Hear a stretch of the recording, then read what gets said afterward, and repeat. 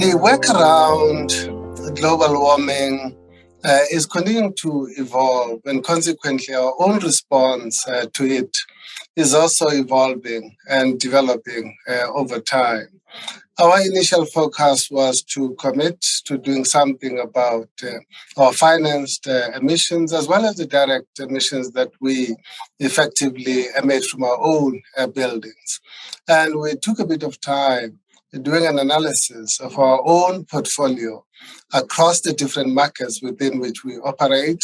to look at the concentrations that we have to fossil fuels as well as to other sectors of the economies of Africa, and identified four primary sectors as being at the forefront, i.e., having the most impact on climate change due to related carbon emission as well as consequential impact of global warming. And those are coal, oil, gas, and agriculture. Our policy, therefore, as it stands at the moment, sets out a framework under which we will participate or lend to clients within those four subsectors that I've mentioned. It also sets out a path to net zero by 2050, starting with coal, which will decrease much quicker than the other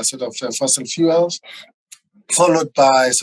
oil. But we acknowledge that we need to have a transitional mechanism through which we can move from coal-fired power stations into more renewable energies into the future. And therefore, we consider gas as that transitional fuel source that will help Africa move from where it is into net zero by 2015. Consequently, therefore, our exposure to gas in the short term is likely to increase before it comes down. We've also made a commitment to accelerate the amount of lending that we do to renewable energy, and have set a target of between 250 to 300 billion in the next 6 years of commitment to funding renewable energy initiatives, green bonds, sustainability bonds, as well as support our clients to make their own transitions. In addition, we've made a commitment to be net zero in our own buildings, new buildings by 2030, and our old buildings to have been fully converted and to be net zero by 2040. And we'll continue to identify other additional areas where we could focus on initiatives and things that we can do and ensure as well that our plans extend to the rest of our portfolio. We agree entirely with the fact that Africa has an opportunity to accelerate the rollout of renewable energy initiatives, that through distributed energy, we can give people access to a much more safer, more sustainable energy form. But we're also pragmatic in that the connectivity to the national grid is still very, very limited, that the actual supply of renewable energy initiatives is still limited and largely dependent